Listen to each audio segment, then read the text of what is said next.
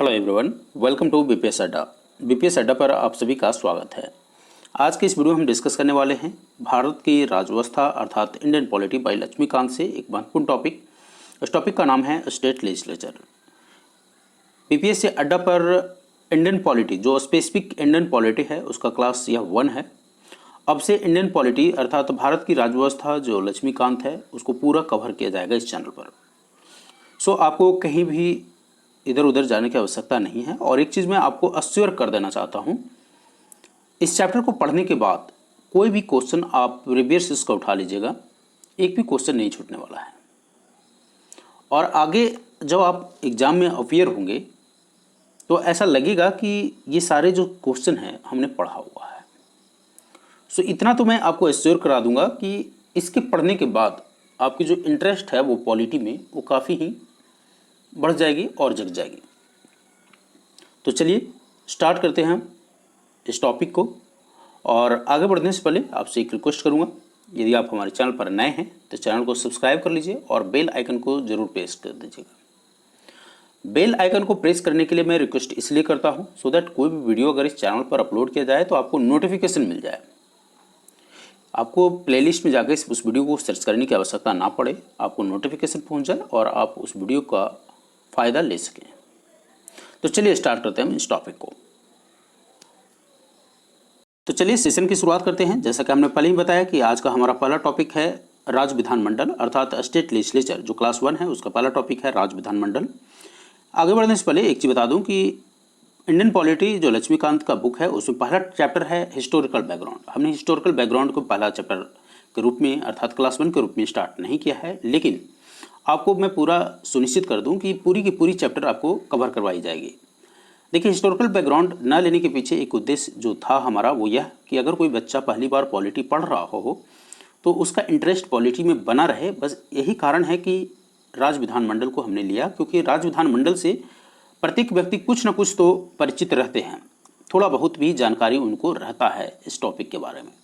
लेकिन अगर सीधे मैं हिस्टोरिकल बैकग्राउंड पर चला जाऊं कि कैसे पॉलिटी की शुरुआत हुई और क्या था गवर्नमेंट ऑफ इंडिया एक्ट, तो इतना डाइजेस्ट करना एक न्यू कमर्स के लिए और नए बच्चा के लिए आसान नहीं होता है। तो इससे पहले कि उसकी पॉलिटी में इंटरेस्ट ख़त्म हो जाए, ये हमारी रिस्पॉन्सिबिलिटी होती है, टीचर्स की रिस्पॉन्सिबिलिटी होती है कि उसका इंटरेस्ट को बरकरार रखा जाए। तो चलिए, अब सवाल उठता है कि इस टॉपिक में अब ये आपके लिए इम्पॉर्टेंट क्यों है। वाई दिस टॉपिक अर्थात राज्य विधानमंडल और state legislature is important for you. पहली चीज़ तो अगर आप स्टूडेंट हैं तो आपको पढ़ना ही पड़ेगा, क्योंकि कंपटीशन में आपको इस चैप्टर से काफ़ी सारे प्रश्न आते हैं। दूसरा, वैसे व्यक्ति जो थोड़ी बहुत राजनीति में इंटरेस्ट लेते हैं तो उनके लिए भी यह टॉपिक इम्पॉर्टेंट है, क्योंकि आपको स्टेट लेजिस्लेचर के बारे में जानना चाहिए। अगर जानते हैं तो बहुत अच्छी बात है, और अगर नहीं जानते हैं तो मैं आपको आज इस चैप्टर में पूरी डिटेल में बताऊँगा। तो चलिए चैप्टर की शुरुआत करते हैं विदाउट वेस्टिंग टाइम। अब सवाल उठता है कि संविधान में स्टेट लेजिस्लेचर की क्या चर्चा की गई है। तो हाँ, संविधान में स्टेट लेजिस्लेचर की चर्चा की गई है। अब स्टेट लेजिस्लेचर की अगर संविधान में चर्चा की गई है तो कहाँ की गई है। आपको मालूम है कि संविधान में कई सारे अनुच्छेद हैं और उन अनुच्छेदों को भाग में करके रखा गया है, अर्थात सेक्शन में करके रखा गया है। तो भाग 6, अगर आप भाग 6 पढ़ेंगे तो भाग 6 में आपको मिलेगा अनुच्छेद 168 से लेकर के 212 तक। याद रहेगा, अनुच्छेद 168 168 टू 212। और भाग मैंने क्या बताया, भाग 6, ठीक है। भाग 6 अनुच्छेद 168 से लेकर अनुच्छेद 212 तक में, अर्थात भारत के संविधान में भाग 6 अनुच्छेद 168 से लेकर 212 तक में स्टेट लेजिस्लेचर अर्थात राज्य विधानमंडल के गठन, संगठन, कार्यकाल, उनके अधिकारियों, प्रक्रियाओं, विशेषाधिकार और शक्तियों का चर्चा किया गया है। और उसी चीज़ की चर्चा यहाँ पर आपको मिलेगा। यहाँ कहता है संविधान के 6ठे भाग में अनुच्छेद 168 से 212 तक राज्य विधानमंडल की संगठन, गठन, कार्यकाल, अधिकारियों और प्रक्रियाओं, विशेषाधिकारों और शक्तियों आदि के बारे में बताया गया है। ठीक है, इतनी बातें आपको समझ में आ गया। देखिए, पहला चीज आपके दिमाग में क्या उठा कि क्या संविधान में राज्य विधानमंडल के बारे में चर्चा है? तो हाँ है। किसमें? भाग 6 में और अनुच्छेद 168 से लेकर के अनुच्छेद 212 में। इस चैप्टर के अंत होते होते आपको पूरी जो स्टेट लेजिस्लेचर है आपके दिमाग में छप जाएगा, ये मेरी गारंटी है। तो आपने देखा कि संविधान के किस भाग में चर्चा किया गया है स्टेट लेजिस्लेचर का? भाग 6 में, और अनुच्छेद 168 से लेकर के 212 तक में इसकी सारी चीज़ों की चर्चा की गई है, अर्थात गठन, संगठन, कार्यकाल, अधिकारियां, प्रक्रियाओं, विशेषाधिकार और शक्तियों की चर्चा सारे के सारे इन्हीं अनुच्छेदों में किया गया है। आगे बढ़ते हैं। अब सवाल उठता है कि क्या राज्य विधानमंडल का जो गठन है, अब राज्य विधानमंडल है तो सबसे पहले तो आप बोलिएगा कि सर राज्य विधानमंडल का गठन होता कहाँ है? तो ये राज्य विधानमंडल का गठन सबसे पहले आपको पता चल गया राज्य में अर्थात स्टेट में होता है। ठीक है, किसके लिए है? ये स्टेट में होता है। सो क्या गठन में राज्य का जो विधानमंडल होता है उसके गठन में एक रूपता है? तो आपका आंसर होगा नहीं। अब आप बोलेंगे कि सर एक रूपता कहने का तात्पर्य आपका क्या है? देखिए, एक रूपता कहने का तात्पर्य हमारा ये है कि मैक्सिमम स्टेट में आप देखिएगा कि जो राज्य विधानमंडल है वहाँ एक सदनीय व्यवस्था किया गया है। एक सदन अर्थात यूनिकैमरल सिस्टम है, और कहीं कहीं बाई कैमरल सिस्टम आपको मिलेगा, अर्थात द्विसदनीय व्यवस्था आपको देखने को मिलेगा राज्य विधानमंडल के अंतर्गत। सो जिस तरीके से हम राज्य विधानमंडल की महिमा मंडल कर रहे हैं, तो आप देखते हैं कि राज्य विधानमंडल के गठन में कोई एकरूपता आपको नहीं पाया जाएगा। मैक्सिमम स्टेट ऐसे हैं जहां एक सदनीय व्यवस्था है, अर्थात सिर्फ और सिर्फ विधानसभा है, विधान परिषद आपको नहीं मिलेगा। राज्य विधानमंडल जब हम बात करते हैं एक सदनीय, तो वहां सिर्फ और सिर्फ क्या आएगा? राज्य विधानसभा। और दो सदनीय अगर रहेगा तो राज्य विधानसभा प्लस राज्य विधान परिषद, दो चीजें आपको याद रखनी है। क्या? राज्य विधानसभा और राज्य विधान परिषद। आई होप इतनी बातें आपको समझ में आई होगी। चलिए आगे बढ़ते हैं। एक चीज़ थोड़ा सा डाटा यहाँ अपडेट कीजिएगा, ये थोड़ी जो पुरानी वाले वर्जन है वो बुक है, तो वो ये कि यहाँ 7 जो है 7 को 6 कर लीजिएगा। मैं डाटा सारे अमेंड करवा दूंगा आपको, इसमें कुछ ज़्यादा अमेंडमेंट की आवश्यकता नहीं, बस यहीं पर थोड़ी सी आवश्यकता थी। वो ये कि अब मात्र 6 ऐसे राज्य बच गए हैं जहाँ पर द्विसदनीय व्यवस्था है। जैसा कि हमने पहले पढ़ा कि मैक्सिमम ऐसे स्टेट हैं जहाँ पर एक सदनीय व्यवस्था है, अर्थात सिर्फ और सिर्फ विधान क्या है? विधानसभा है। और बाकी सब में क्या है? अर्थात 6 ऐसे राज्य हैं जहाँ पर विधानसभा और विधान परिषद दोनों की व्यवस्था किया गया है। ठीक है, तो वो 6 राज्य कौन कौन हैं जहाँ पर विधानसभा और विधान परिषद अर्थात द्विसदनीय हैं। जो स्टेट लेजिस्लेचर है वो द्विसदनीय कहाँ पर है? आंध्र प्रदेश में आपको मिलेगा, तेलंगाना में मिलेगा, उत्तर प्रदेश, बिहार, महाराष्ट्र और कर्नाटका। ये जम्मू कश्मीर को काट दीजिए। So you got, hold on. So अगर आप देखेंगे आपको यहाँ मिल जाएगा बिहार, उत्तर प्रदेश, आंध्र प्रदेश, तेलंगाना 6 हो गया, 4 हो गया, कर्नाटका और Maharashtra. So there are total 6 state जहाँ पर वाई कैमरल प्रोविजन है, जहाँ पर द्विसदनीय व्यवस्था है, अर्थात विधानसभा और विधानमंडल दोनों की व्यवस्था किया हुआ है। चलिए अब आपके दिमाग में प्रश्न उठ रहा होगा कि इसके जो कंपोजिशन होते हैं वो कौन कौन होते हैं। ठीक है, आपने इससे पहले आपने देखा कि जो राज्य विधानमंडल का जो गठन होता है उसमें कहीं कहीं एक सदनीय, मैक्सिमम जगह एक सदनीय है और कहीं कहीं 2 सदनीय है। तो 2 सदनीय कहाँ पर हैं? केवल 6 राज्य ऐसे हैं जहाँ पर 2 सदनीय हैं, वो है आंध्र प्रदेश, तेलंगाना, उत्तर प्रदेश, बिहार, महाराष्ट्र और कर्नाटक। जम्मू कश्मीर अब खत्म हो गया। अब इसके बाद जो अब आपके सवाल आएगा दिमाग में कि वो क्या आएगा कि इसकी कंपोजिशन कैसे कैसे होता है। कंपोजिशन करने का मतलब ये होता है कि इसके कौन कौन से जो हैं वो पार्ट होते हैं। तो राज्य विधानमंडल में क्या होता है कि राज्यपाल, राज्य का राज्यपाल, विधान परिषद और विधानसभा वहाँ का पार्ट होता है। लेकिन ध्यान रखिएगा एक चीज, जहां एक सदनीय होगा वहां सिर्फ और सिर्फ राज्यपाल और राज्य का विधानसभा आएगा। ठीक है, जहां एक सदनीय होगा उस राज्य विधानमंडल के अंतर्गत राज्यपाल और विधानसभा आएगा। जहां द्विसदनीय होगा वहां राज्यपाल, विधानसभा और विधान परिषद, ये तीनों आएगा। तो बीपीएससी में अगर इस तरह का प्रश्न पूछता है तो आपके आंसर हो जाएगा ऑप्शन ई। बिकॉज हाँ, एक चीज़ और मैं बता दूं कि बिहार में अगर क्वेश्चन इस तरीके से पूछे, दो तरीके से क्वेश्चन बन सकता है यहाँ पर। कौन कौन? पहला कि इनमें से कौन राज्य विधानमंडल के भाग हैं, तो कौन कौन हो जाएगा? आपका ऑप्शन ई आ जाएगा, क्योंकि वहाँ पर देखिए गवर्नर और विधानसभा एक ऑप्शन में रहेगा, दूसरा रहेगा राज्यपाल, विधानसभा और विधान परिषद। तो चूंकि जहाँ पर एक सदनीय है वहाँ पर तो राज्यपाल और विधानसभा आ जाएगा, जहाँ पर दो सदनीय हैं वहाँ राज्यपाल, विधानसभा और विधान परिषद आ जाएगा। लेकिन यही प्रश्न अगर बिहार के कंटेक्स्ट में पूछ दे आपको कि बिहार में इनमें से कौन कौन जो हैं राज्य विधानमंडल के कंपोजिशन में आते हैं अर्थात भाग हैं, तो वो हो जाएगा राज्यपाल, विधानसभा और विधान परिषद। तो इसीलिए मैंने बोला कि जो बीपीएससी दे रहे हैं उनके लिए थोड़ा सा अलार्मिंग है यहाँ पर, और खतरे के घंटे थोड़ा आपको ध्यान देना चाहिए। चलिए, तो आपने देख लिया कि कंपोजिशन में कौन कौन आता है। जहाँ एक सदनीय होता है आपका आंसर होगा, अगर आपको इंटरव्यू में पूछेगा तो आपका आंसर होगा कि सर राज्य विधानमंडल के अंतर्गत गवर्नर, और अगर एक सदनीय है तो विधानसभा, और दो सदनीय है तो गवर्नर प्लस विधानसभा प्लस विधान परिषद।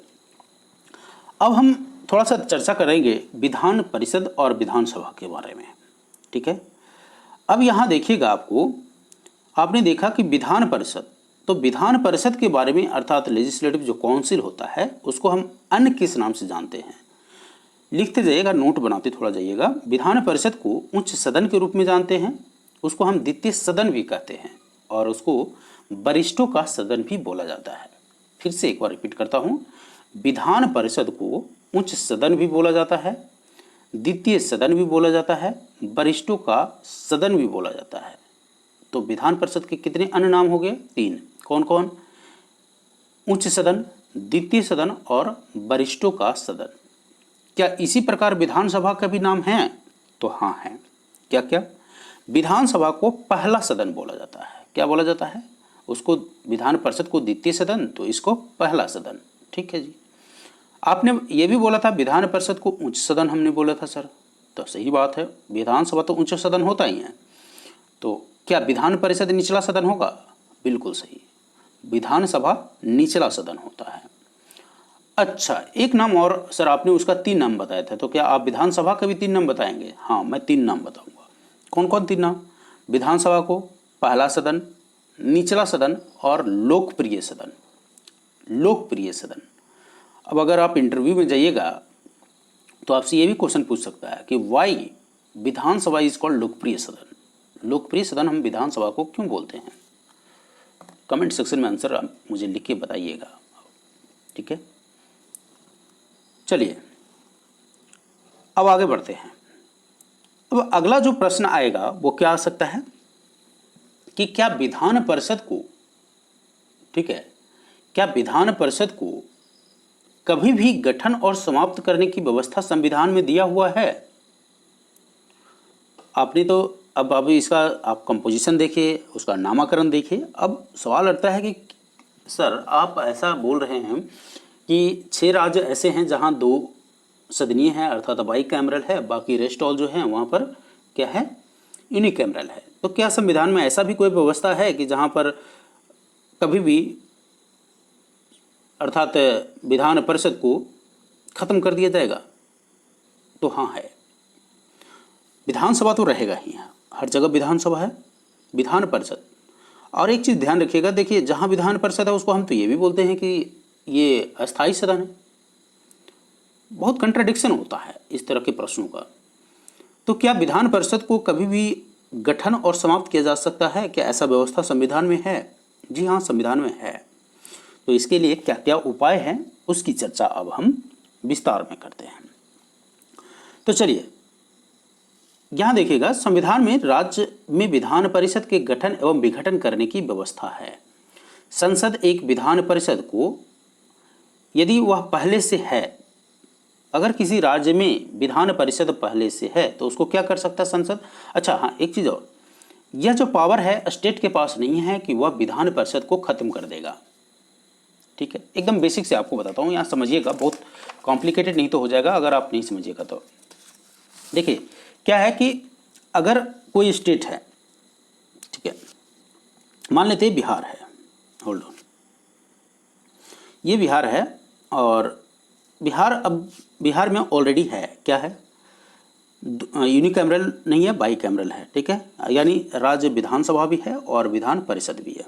ओके, अब जहाँ पर है वहाँ पर आप ख़त्म कर सकते हैं और ये ख़त्म करने की जो जिम्मेदारी है वो किसके पास है, किसके पास है, संसद के पास है।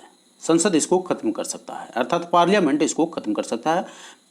पार्लियामेंट एक विधान परिषद को यदि पहले से है तो उसको विघटित कर सकता है और यदि पहले से नहीं है तो इसको गठन कर सकता है। अर्थात विधान परिषद, क्वेश्चन अब यहाँ पर देखिए क्वेश्चन आ गया, विधान परिषद को गठन और विघटन करने की शक्ति किसके पास है, तो वो क्या होगा आंसर आपके पास, पार्लियामेंट के पास है। राइट, अब बोलिएगा कि सर ऐसे कैसे पार्लियामेंट मतलब कैसे हस्तक्षेप कर रहा है, चूंकि हम तो यहाँ पर डेमोक्रेटिक कंट्री हैं, हस्तक्षेप कैसे। तो ये हस्तक्षेप नहीं है, एक्चुअली संविधान में ऐसी व्यवस्था किया गया है कि एक राज्य अगर चाहे तो उसमें विधान परिषद की व्यवस्था हो सकता है। वो कैसे, राज्य को पूर्ण बहुमत के द्वारा। ठीक है, अब गठन कैसे होता है, तो गठन ऐसे होता है कि राज्य विधानसभा द्वारा पूर्ण बहुमत से पारित होने पर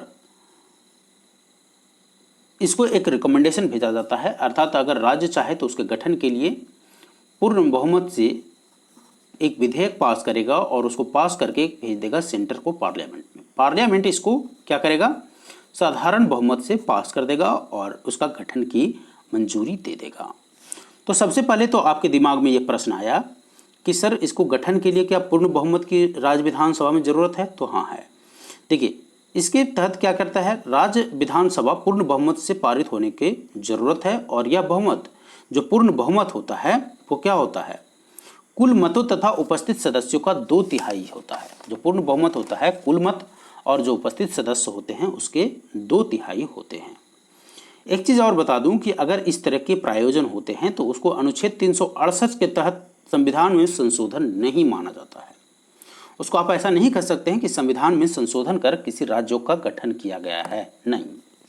संसद उसको साधारण बहुमत से, ठीक है, साधारण तरीके से उसको विधेयक को पारित कर देता है। ठीक है, संविधान में संशोधन नहीं माना जाएगा बल्कि साधारण बहुमत से पारित कर दिया जाएगा और उसका गठन कर दिया जाएगा।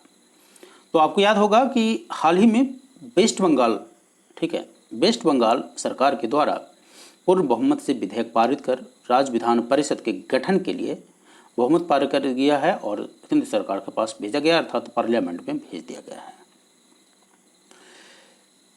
ठीक है, अब ये देखिए एक प्रश्न और आपके दिमाग में उठ रहा होगा कि सर सभी राज्यों में द्विसदनीय व्यवस्था क्यों नहीं है, ये एक में एक है, दूसरा में दो है, ऐसे मतलब ये खिचड़ी क्यों बना दिया गया है।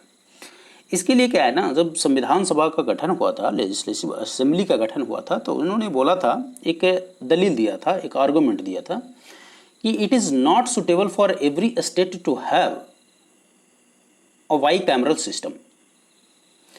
बाईकैमरल सिस्टम के पीछे क्या लॉजिक दिए थे वो देख लीजिए यहाँ पर। वो ये कि जनता का प्रतिनिधि एक तो नहीं होता है, वो जो दूसरा सदन वाला होता है, अर्थात विधान परिषद वाले जो लोग होते हैं वो जनता का प्रतिनिधित्व डायरेक्टली तो नहीं करते हैं और वो क्या करेंगे, विधायी कार्यों में विलंब करेंगे। इसके अलावा संस्था बहुत खर्चीला होगा और यही सब कारणों से यह छोड़ दिया राज्य पर कि राज्य अगर चाहे, ठीक है, राज्य अगर चाहे तो विधान परिषद का गठन किया जा सकता है या पहले से है तो उसको विघटित भी किया जा सकता है, लेकिन गठन और विघटन की शक्ति राज्य के पास ना हो करके पार्लियामेंट में होता है। ठीक है, और आपने क्या देखा था कि राज्य परिषद अर्थात विधान परिषद के गठन के लिए राज्य विधानसभा पूर्ण बहुमत से उस विधेयक को पारित करके पार्लियामेंट में भेजेगा, अर्थात केंद्र सरकार के पास भेजेगा। समझ में आ गया आपको? ओके, समझ में आ गया तो अच्छी बात है। एक एग्जाम्पल के तौर पर आपको मैं दे देता हूं कि देखिए आंध्र प्रदेश में 1957 में विधान परिषद का गठन किया गया था। ठीक है, उसके बाद क्या हुआ कि 1985 में इसको समाप्त कर दिया गया। पुनः 2007 में आंध्र प्रदेश विधान परिषद अधिनियम 2005 को लागू करने के बाद पुनर्जीवित किया गया है। यानी फिर से आंध्र प्रदेश में 2007 में फिर से विधान परिषद को गठित कर दिया गया। ठीक है, तो इतनी बातें आपको समझ में आ गई। अब पॉलिटिकल पार्टियां क्या है, एक चीज़ थोड़ा सा हिडन फैक्ट मैं आपको बता दूं कि पॉलिटिकल पार्टियां क्या है। देखिए, बात तो सच्चाई है कि इसमें कि विधान परिषद की ज़रूरत नहीं है स्टेट में। ये एक्स्ट्रा एक्सपेंसेस होता है, एक्स्ट्रा जो स्टेट एक्सचेकर होते हैं, अर्थात जो स्टेट का फंड होता है, बस उसका मिस यूटिलाइजेशन होता है। अभी क्या है, जनरली इसमें ये बोला गया था कि जब विधान परिषद होगा तो थोड़ा सा कार्यवाही अच्छे तरीके से होगा, किसी चीज़ों पर अच्छा डिसीजन आएगा। लेकिन पॉलिटिकल पार्टियां अब इसको अपने फ़ायदे के लिए यूज कर रहे हैं। प्रोमिसेस करते हैं, पोल प्रोमिसेस होता है। पोल प्रोमिसेस के पीछे विधानसभा में अपनी मजबूती बनाने के लिए लोग लीडर से प्रोमिसेस करते हैं कि आपको विधान परिषद में भेज दिया जाएगा। तो ये सब हिडन फैक्ट है। एनीवे, बीइंग अ स्टूडेंट आपको ये सब चीज़ें डिस्कस करने की ज़रूरत नहीं है। आप बस ये समझिए कि किस तरीके से प्रोसेस होता है और क्या इसका प्रोसेस है, बस इतना समझिए। चलिए, अब दोनों सदनों के गठन की बात करते हैं। देखिए, विधानसभा की अगर हम गठन की बात करें तो जहाँ तक बात आता है कि सर इसका गठन होता कैसे है। ठीक है, आपने तो देख लिया कि राज्य विधानसभा अर्थात जो राज्य विधान परिषद है उसका गठन किस तरीके से होता है, अर्थात जो उसका गठन करने की पावर होता है पार्लियामेंट में होता है, और उसको भंग करने की जो ख़त्म करने की जो पावर होता है वो भी पार्लियामेंट, भंग नहीं मतलब समाप्त करना। ठीक है, अब इसकी संख्या की बात करते हैं। संख्या कितनी होगा विधानसभा का। ठीक है, सो एक बार थोड़ा सा रिकैप कर लें, रिकैप कर लीजिए। आपने बस 2 मिनट के अंतर्गत आपने देखा कि संविधान में चर्चा किया गया था भाग 6 अनुच्छेद 168 से 212 में उसके गठन, संगठन, कार्यकाल, अधिकारियों को। उसके बाद आपने देखा कि राज्य विधानमंडल के गठन में एकरूपता नहीं थी, बल्कि अधिकतर जो राज्य हैं उसमें एक सदनीय व्यवस्था है। वहीं मात्र 6 ऐसे राज्य हैं जहाँ पर द्विसदनीय व्यवस्था है, अर्थात जो विधानसभा और विधान परिषद की व्यवस्था है। इसके अलावे आपने देखा कि विधान परिषद को उच्च सदन अर्थात द्वितीय सदन भी कहते हैं और इसको वरिष्ठों का सदन भी कहा जाता है। वहीं विधानसभा को पहला सदन और निचला सदन और लोकप्रिय सदन भी कहा जाता है। फिर आपने पढ़ा था कि क्या विधान परिषद को कभी भी गठन और समाप्त करने की व्यवस्था संविधान में है, तो आपने देखा था कि हाँ, ऐसा पावर जो है पार्लियामेंट को दिया गया है। पार्लियामेंट जब भी चाहे तो स्टेट के रिकमेंडेशन के आधार पर, ठीक है, स्टेट रिकमेंड करेगा कि हाँ अब विधान परिषद को गठन किया जाएगा, और स्टेट ऐसा रिकमेंडेशन पूर्ण बहुमत के आधार पर ही करता है, और उसकी समाप्ति की भी रिकमेंडेशन पार्लियामेंट से कर सकता है। तो पावर जो है वो संसद के पास निहित होता है, ना कि राज्य के विधानसभा के पास। अर्थात राज्य विधानसभा बस इतना ही करेगा कि विधान परिषद के गठन के लिए पूर्ण बहुमत से एक विधेयक पारित करेगा और उसको केंद्र को भेज देगा, अर्थात पार्लियामेंट में वह पारित होने के लिए जाएगा, और पार्लियामेंट अगर उसको अप्रूव कर देता है तो उस राज्य में विधान परिषद का गठन या उसका समाप्ति कर सकता है। अगर पहले से है तो उसका समापन, और पहले से नहीं है तो उसको गठन। फिर आपने यह भी देखा कि संसद का द्वारा यह पारित विधेयक साधारण बहुमत से होता है, और इसको संविधान के अनुच्छेद 368 के तहत संविधान में संशोधन नहीं माना जाता है। तो इतना अब तक आप। अब अगर हम संख्या की बात करें तो देखिए, संख्या में क्या है, विधानसभा के प्रतिनिधियों को जो मतदान होता है वो क्या होता है, प्रत्यक्ष तरीके से होता है, अर्थात डायरेक्ट इलेक्शन होता है। लोग इलेक्ट करके वो जाते हैं विधानसभा में। और विधानसभा में सीटों की संख्या टोटल कितनी है, 243। ठीक है, और ये जो संख्या होता है वो किस चीज़ पर निर्भर होता है, जनसंख्या पर। संख्या किस पर निर्भर करेगा, जनसंख्या पर। तो मैक्सिमम ऐसा प्रोविज़न किया गया है कि एक विधानसभा में मैक्सिमम सीटों की संख्या होगा 500 और मिनिमम सीटों की संख्या होगा 60। और ये संख्या किस पर निर्भर करेगा, जनसंख्या पर, अर्थात 60 से 500 बीचों की जो ये संख्या है वो राज्य की जनसंख्या पर निर्भर करेगा। लेकिन माय डियर फ्रेंड, एक चीज़ और मैं बता दूं कि इसके भी कुछ अपवाद हैं। अपवाद क्या है, अपवाद ये है कि सिक्किम, अरुणाचल प्रदेश, ठीक है, सिक्किम, अरुणाचल प्रदेश और गोवा में, सिक्किम, अरुणाचल प्रदेश और गोवा के मामलों में ये जो लोअर लिमिट 60 आप देख रहे थे वो 30 है।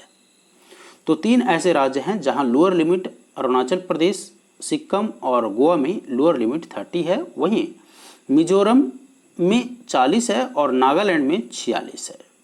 ठीक है, तो ये सारे अपवाद हैं। लेकिन जनरली सीटों की संख्या कितनी है? 60 से लेकर के 500, मिनिमम 60, मैक्सिमम 500।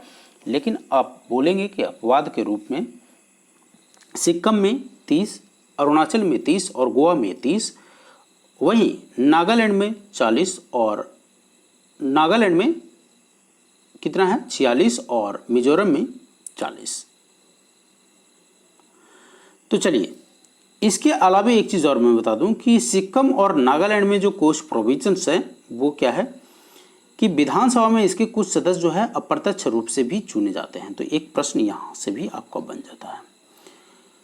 जनरली आपके पास क्या आइडिया है कि विधानसभा का जो चुनाव होता है वो डायरेक्ट इलेक्शन के अनुसार होता है, लेकिन क्या कोई ऐसा राज्य है जहाँ पर अप्रत्यक्ष रूप से भी विधानसभा में चुने जाते हैं? तो हाँ, वो कौन है?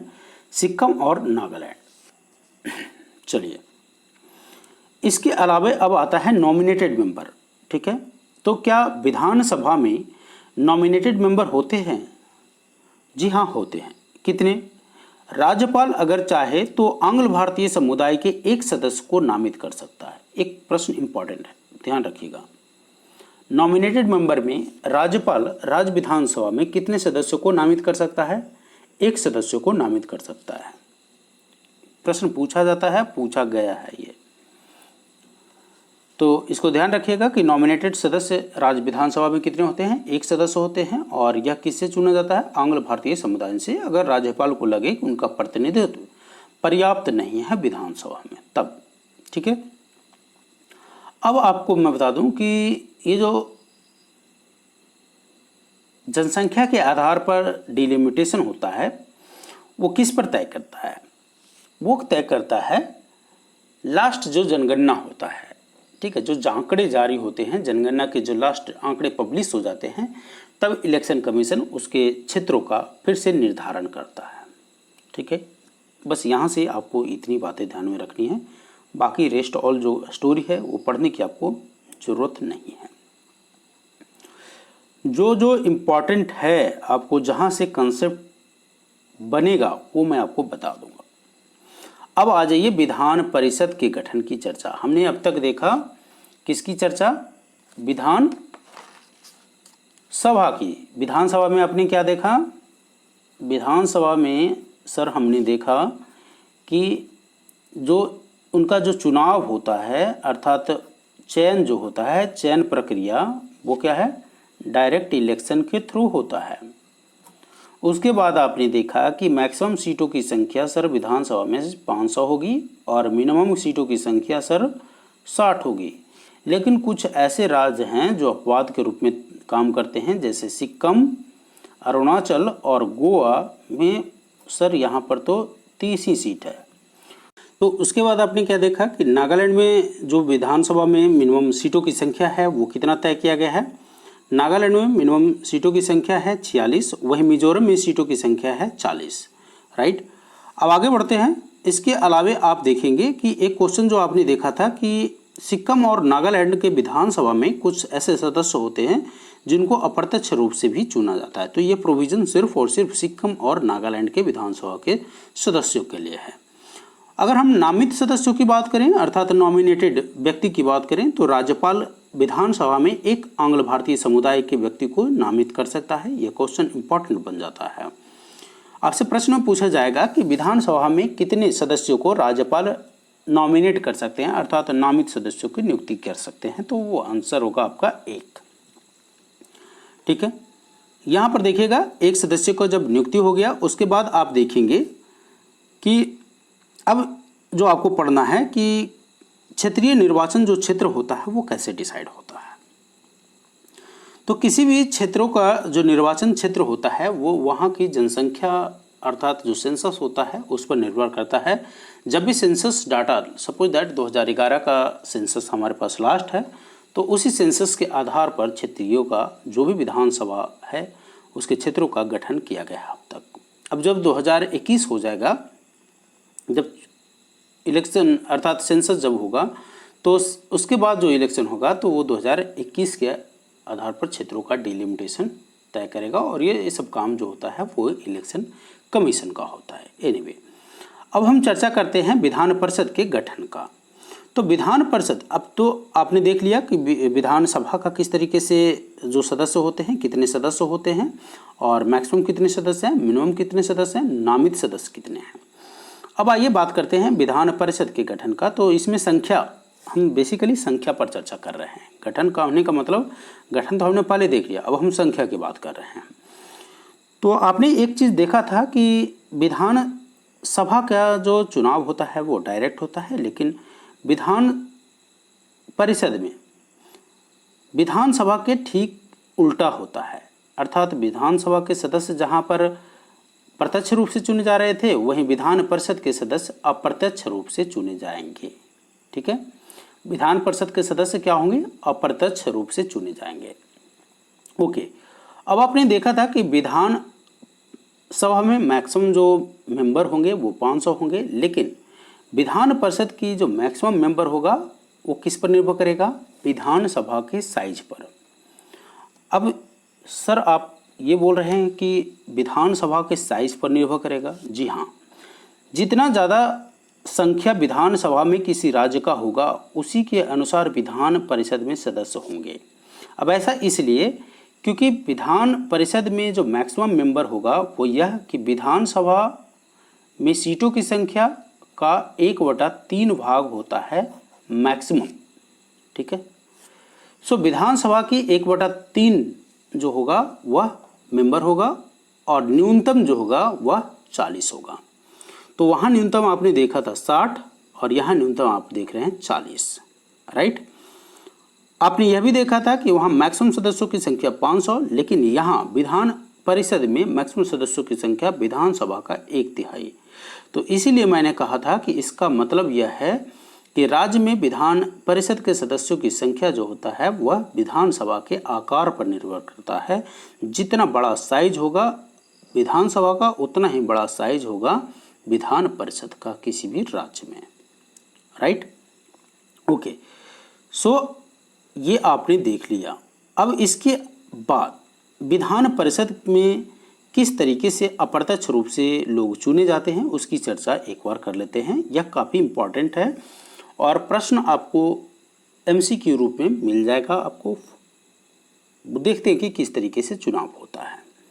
तो विधान परिषद के जब में आप देखेंगे जब चुनाव होता है तो उसमें क्या होता है कि 1/3 जो भी टोटल मेंबर होते हैं, सपोज दैट अगर बिहार में 75 सीट है तो 75 का 1/3 भाग, एक एग्जांपल ले लीजिए, 75 का 1/3 जो भाग होगा वह स्थानीय निकायों के द्वारा होगा। किसके द्वारा?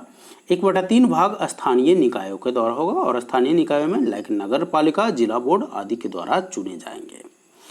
इसके अलावा 1/12 सदस्य जो होंगे वह 3rd ईयर में जो ग्रेजुएट स्टूडेंट होते हैं उनके द्वारा चुना जाता है।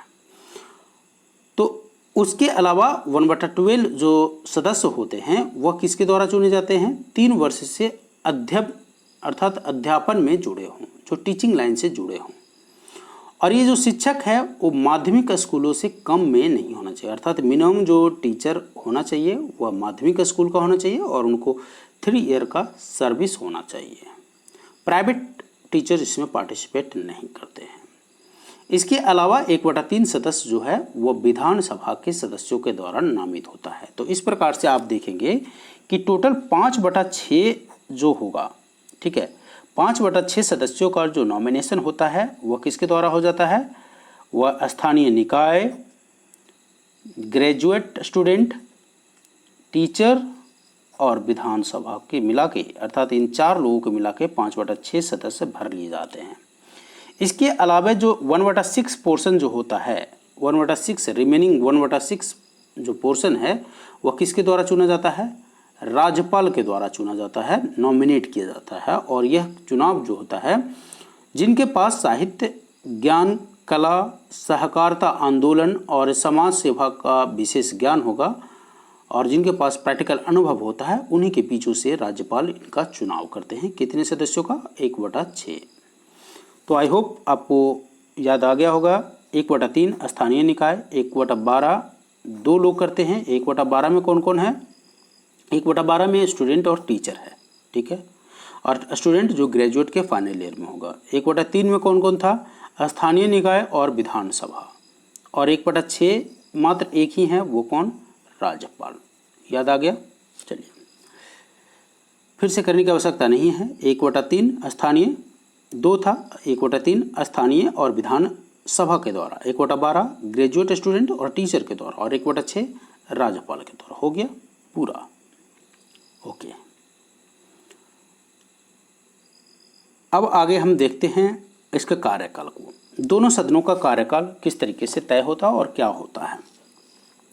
देखिए, विधानसभा की अगर हम बात करें तो विधानसभा के कार्यकाल को अगर हम देखें, रेफरेंस में ले, तो विधानसभा की जो लोकसभा होता है, लोकसभा की तरह ही विधानसभा भी निरंतर चलने वाला सदन नहीं है, अर्थात यह परमानेंट सदन नहीं है।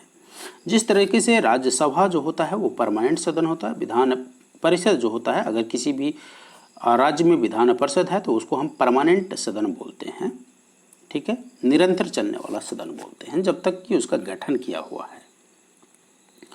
अर्थात आम चुनाव के बाद पहली बैठक से लेकर जनरली इसका जो कार्यकाल होता है वो 5 साल का होता है।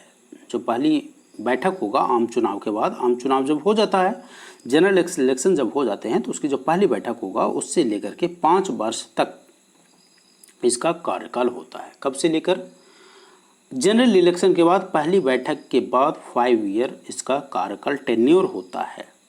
ये जनरल कन्वेंशन है, और ये कन्वेंशन किस चीज़ पर टिका हुआ है? ये जनरली दिया हुआ है कि 5 ईयर वो सिट करेगा, और ये तब तक निर्भर करता है जब तक उस पर उसके पास विश्वास मत है। अर्थात ये राज्यपाल के पास पूरा अधिकार है कि जिस दिन उस पार्टी का विश्वास मत नहीं होगा, खो देगा विश्वास मत, उसको तुरंत हटा देगा।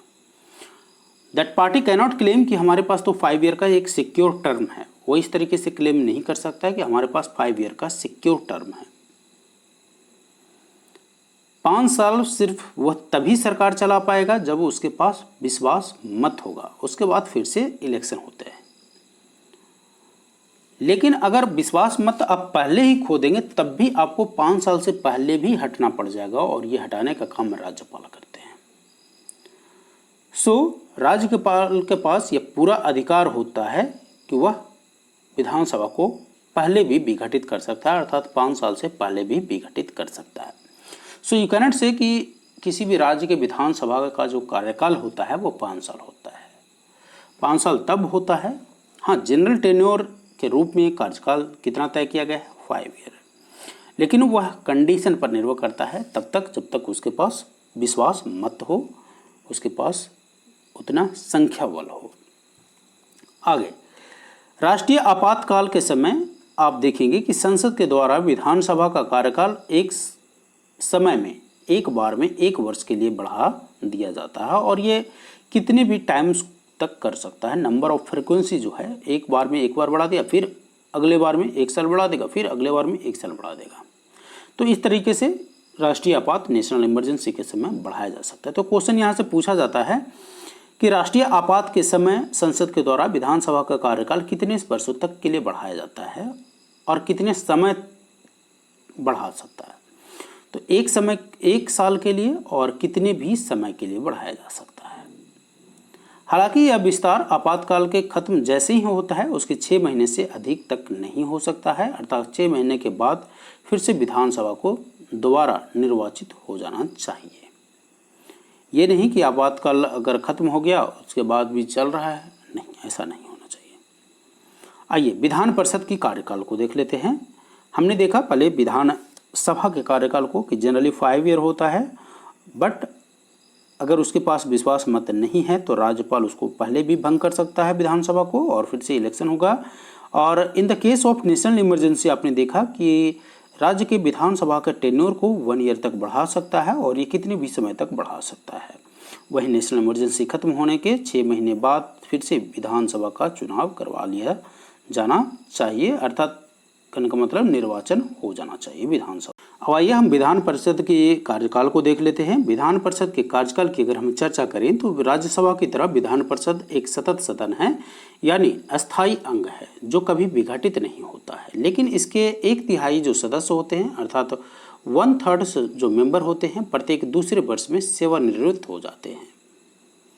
कहने का मतलब ये है कि विधान परिषद कभी विघटित नहीं होता। जिस तरीके से विधानसभा हर एक 5 साल के बाद विघटित होगा और फिर से चुनाव होता है, ऐसा राज्य विधान परिषद में नहीं होता है। राज्य विधान परिषद परमानेंट होता है, लेकिन इसके जो मेंबर होते हैं प्रत्येक दूसरे वर्ष सेवानिवृत्त होते रहते हैं। और इस तरह एक सदस्य का जो कार्यकाल होता है वह 6 वर्षों के लिए बनता है।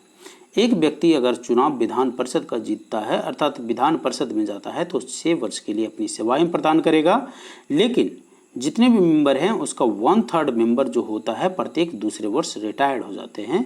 यानी खाली पदों का जो नया चुनाव और नया नामांकन होगा वो हर तीसरे वर्ष के प्रारंभ में किया जाएगा। ठीक है।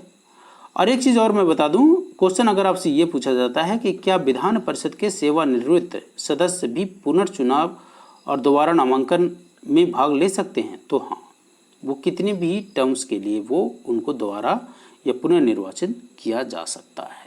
ऐसा कोई रोक नहीं है कि एक बार अगर विधान परिषद से रिटायर्ड हो गए तो दोबारा नहीं हो सकते हैं। अब आइए बात करते हैं कि विधानमंडल की सदस्यता। विधानमंडल की जब भी बात होगा तो विधान परिषद और विधानसभा दोनों की चर्चा होगा, जहां भी यह व्यवस्था किया गया है। तो क्वालिफिकेशन की अगर हम बात करें तो इनके क्वालिफिकेशन में विधानमंडल के जो सदस्य के लिए क्वालिफिकेशन होना चाहिए, उनके लिए पहला चीज़ तो ये है कि वह भारत का नागरिक होना चाहिए। इसके अलावा उसे चुनाव आयोग के द्वारा अधिकृत किसी व्यक्ति के समक्ष शपथ लेनी पड़ती है, जिसमें वह संकल्प करता है कि वह भारत के संविधान के प्रति सच्ची निष्ठा रखेगा, भारत की संप्रभुता और अखंडता को अक्षुण्ण रखेगा। ये शपथ उनको लेनी पड़ती है। इसके अलावा अगर हम उनकी आयु की बात करें तो कोई व्यक्ति अगर विधानसभा में जाना चाहता है तो उसके लिए मिनिमम आयु है 25 ईयर। वहीं विधान परिषद में जाना चाहता है तो उसकी आयु होनी चाहिए 30 वर्ष। ठीक है। तो इसीलिए इनको हम क्या बोलते हैं, सीनियरों का चैम्बर्स भी बोलते हैं। किसको? विधान परिषद को। ठीक है। ओके। अब आपने देखा कि इसके अलावे उसमें संसद के द्वारा निर्धारित अन्य क्वालिफिकेशन भी होनी चाहिए, जैसे जनप्रतिनिधि अधिनियम 1951, इसको ध्यान में रखिएगा। जनप्रतिनिधि अधिनियम 1951 के तहत संसद ने निम्नलिखित अतिरिक्त क्वालिफिकेशन अर्हता का निर्धारण किया है। वो कौन कौन से अर्हता है? अर्हता यह है कि विधान परिषद में निर्वाचित होने वाला व्यक्ति विधानसभा का निर्वाचक होने की अर्हता रखता हो,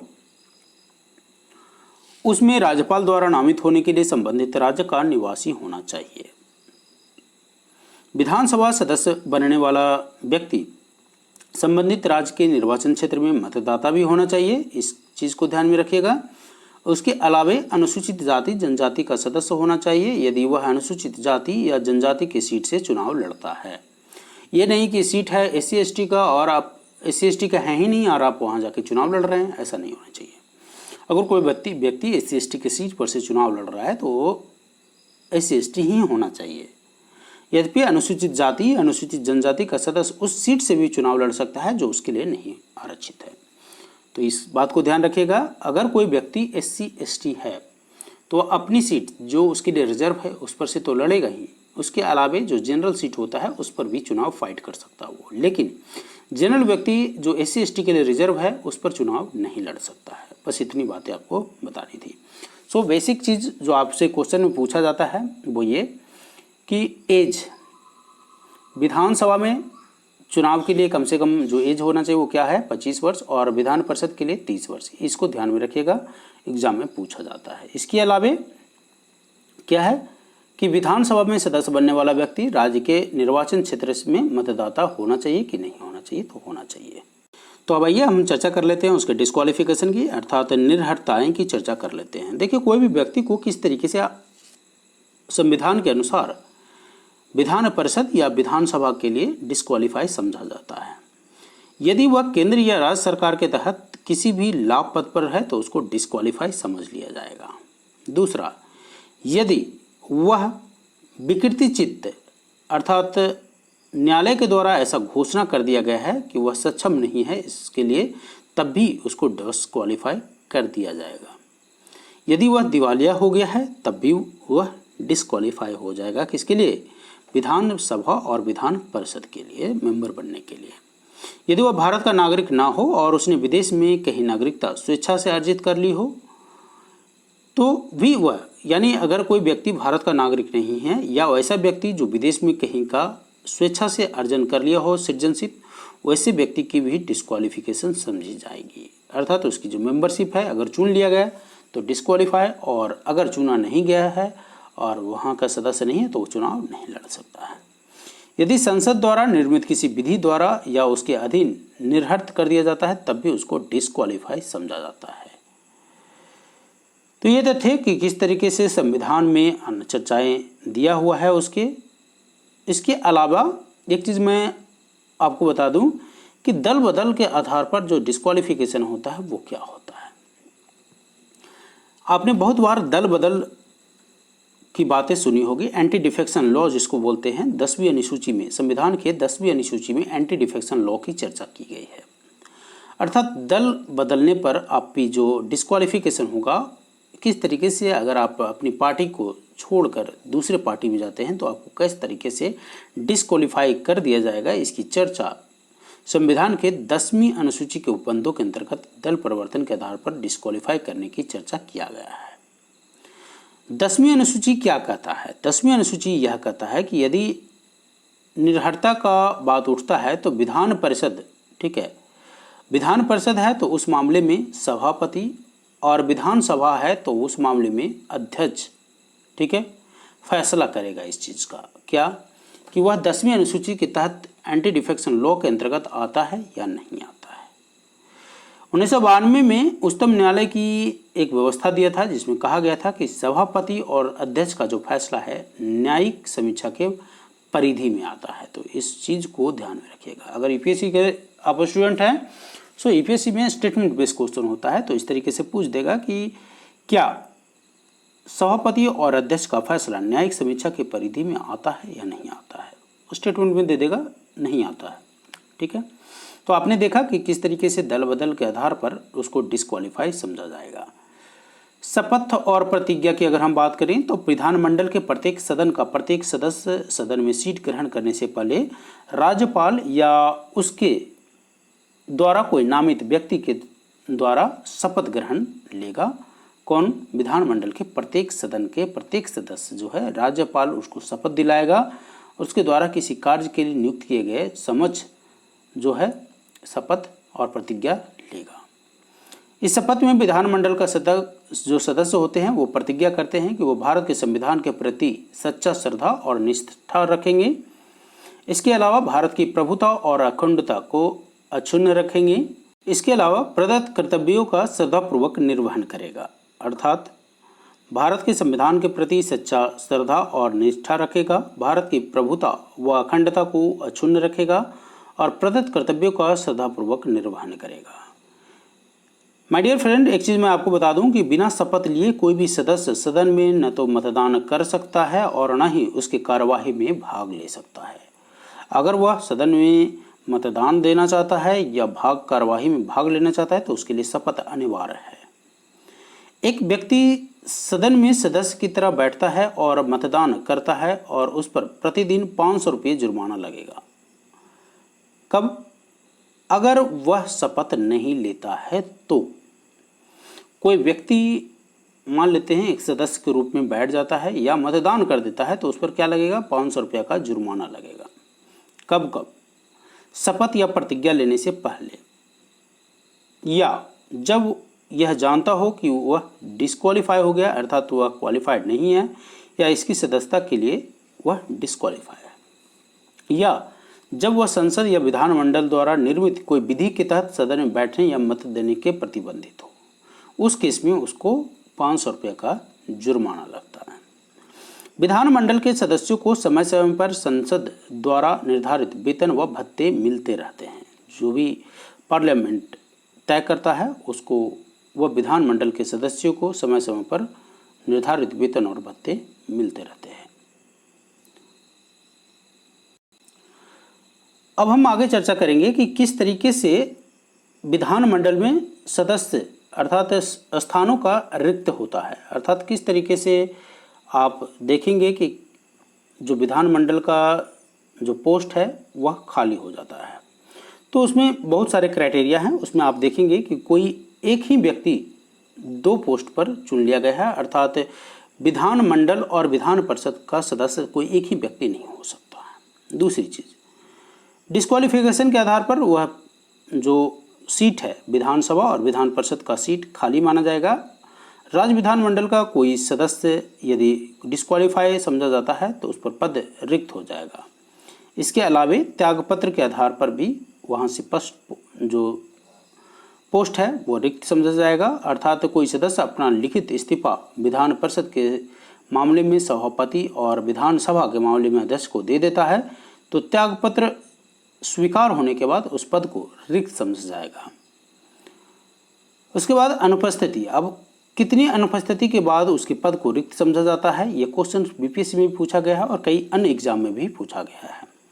यदि कोई सदस्य बिना पूर्व अनुमति के 60 दिन, ठीक है, 60 दिन तक बैठकों से अनुपस्थित रहता है तो उसके सदन के पद को उसको रिक्त समझा जाएगा।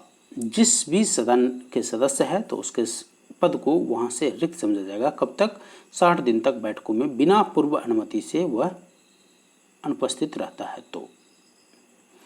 इसके अलावे कुछ अन्य मामले भी हैं जिसमें किसी भी सदस्य का पद रिक्त हो सकता है। तो वो अन्य मामले कौन कौन से हैं जिसमें किसी भी सदस्य का पद रिक्त समझा जाएगा? यदि वह न्यायालय के द्वारा उसके निर्वाचन को अमान्य ठहरा दिया गया हो, अर्थात कोई भी व्यक्ति का जो निर्वाचन है उसको कोर्ट ने अमान्य ठहरा दिया या उसे अर्थात जो व्यक्ति है उसे सदन से निष्कासित कर दिया जाए, या कोई व्यक्ति मान लेते हैं राष्ट्रपति या उपराष्ट्रपति के पद पर चुन लिया जाता है तब भी उसकी सीट को वैकेंट मान लिया जाता है, या कोई व्यक्ति राज्यपाल के पद पर भी निर्वाचित हो जाए तब भी उसकी सीट को वैकेंट मान लिया जाता है।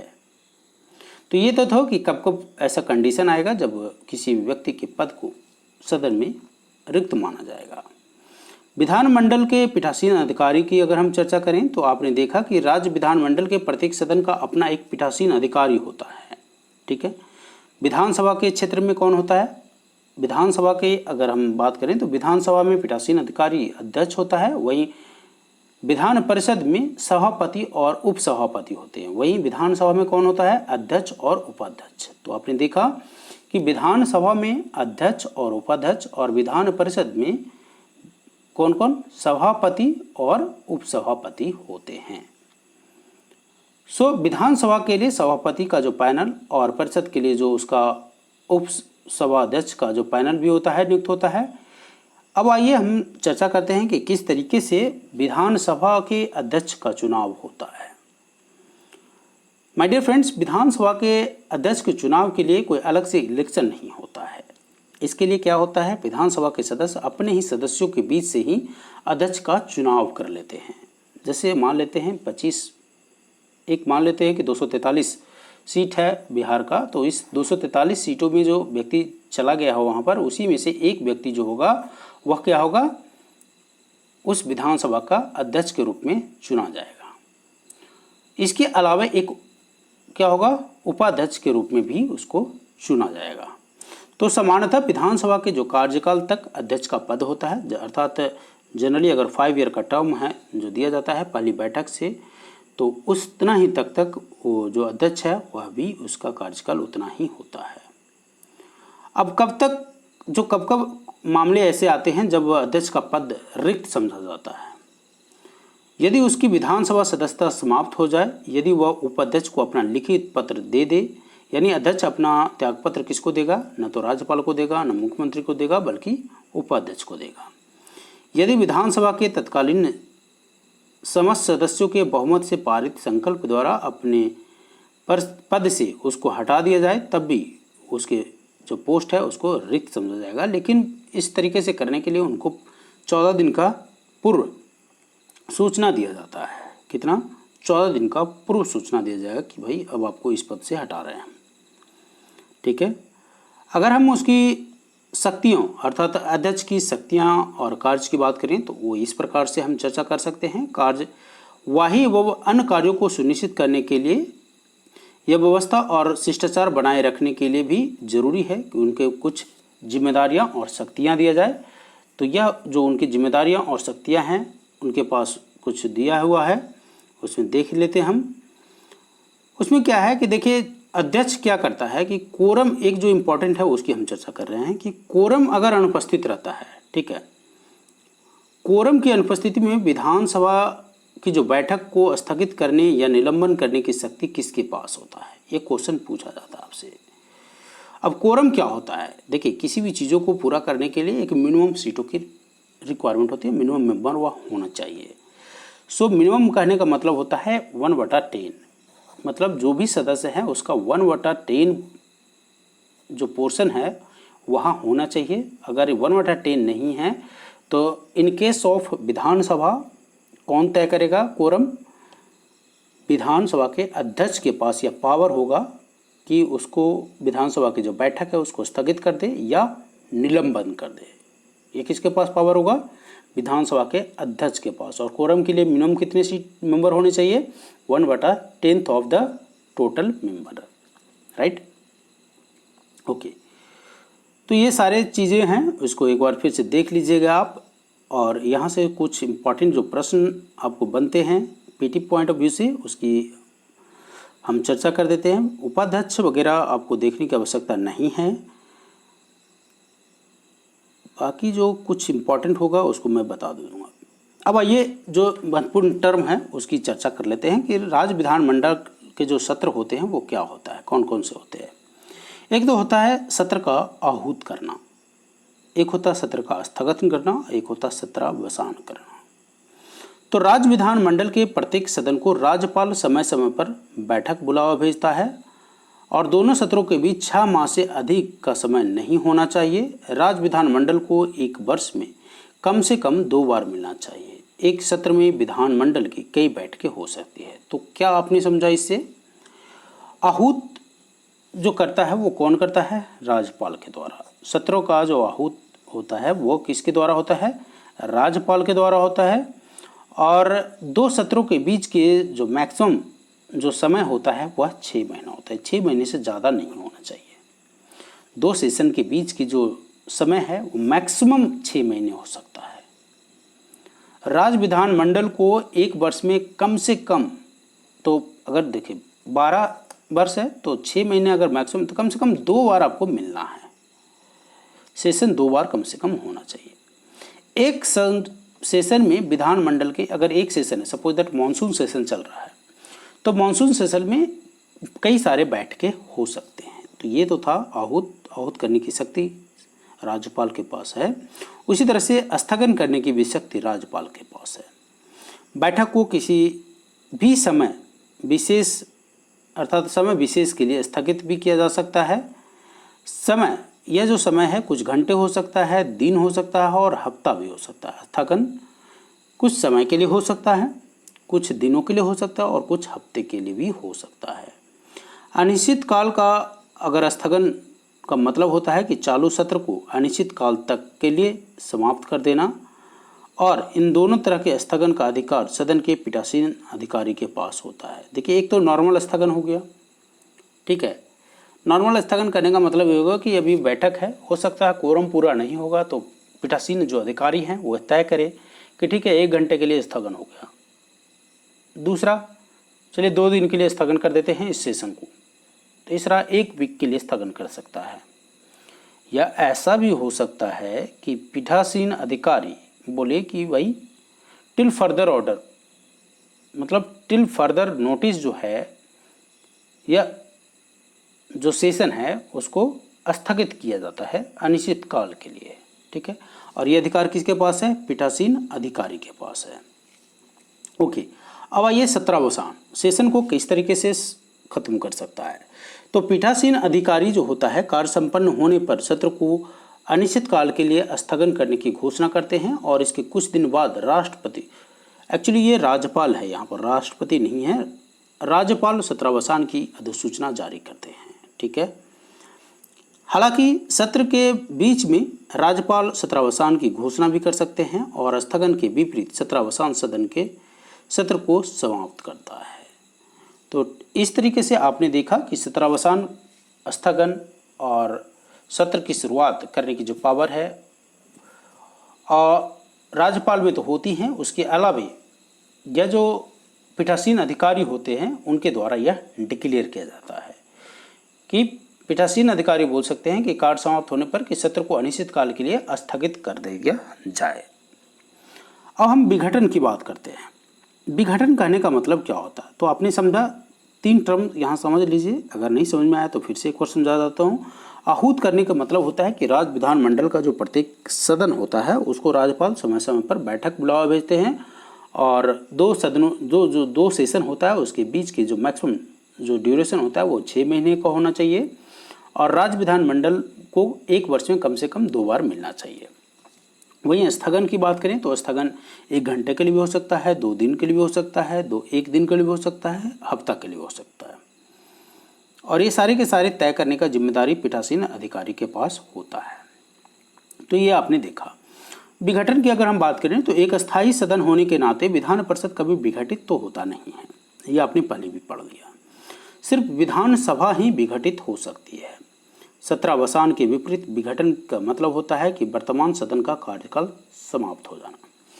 सत्रावसान और विघटन में काफ़ी अंतर है। सत्रावसान का मतलब होता है सत्र का समापन अर्थात सेशन की समाप्ति, लेकिन विघटन का मतलब होता है कि जो उसका टेन्योर था अर्थात सदन का जो कार्यकाल था वो समाप्त हो गया है। ठीक है, वर्तमान सदन का जो कार्यकाल, सत्रावसान के विपरीत विघटन का मतलब होता है कि सदन का जो कार्यकाल है वह समाप्त हो गया है और फिर से एक बार आम चुनाव के लिए तैयारी किया जाए। राइट, सो दोनों में अंतर आपको समझ में आ गया। सत्रावसान करने का मतलब सेशन की समाप्ति, मानसून सेशन की समाप्ति हो गया, अब नेक्स्ट सेशन में फिर से मिलेंगे। लेकिन सदन को विघटन ही कर दे तो विघटन का मतलब होता है फिर अब चुनाव के बाद ही मिल पाएगा कोई। ठीक है, हो सकता है जो इस बार जिसकी सरकार हो अगला बार ना मिले। राइट, तो ये तो था इस चैप्टर से संबंधित कुछ महत्वपूर्ण तथ्य। तो आज अब इसमें जो कुछ अन्य महत्वपूर्ण तथ्य है आपके पीटी पॉइंट ऑफ व्यू से इम्पॉर्टेंट नहीं हैं और आई होप यह चैप्टर आपको अच्छा लगा हो। फिर से मिलते हैं हम अगले क्लास में, क्लास 2 में एक नए टॉपिक के साथ। तो आज के लिए बस इतना ही। धन्यवाद।